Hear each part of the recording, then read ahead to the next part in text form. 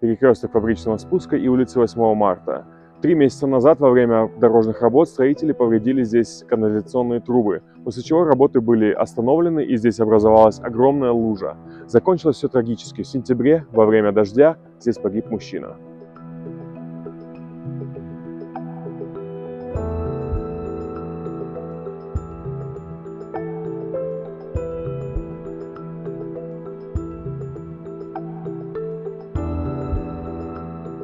Вот эта вот картина самого света.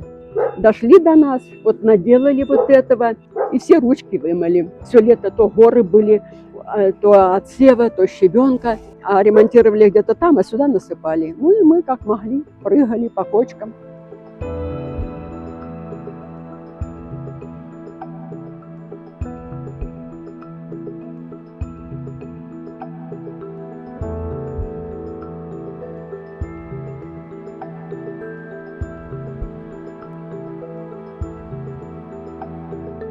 Все источники найдены, затампонированы, либо же ямы восстановили люди, и вроде как все источники воды устранены. На данный момент построена канализационная трасса, засыпана, и также ведется подготовка к отсыпке асфальтной крошкой улиц.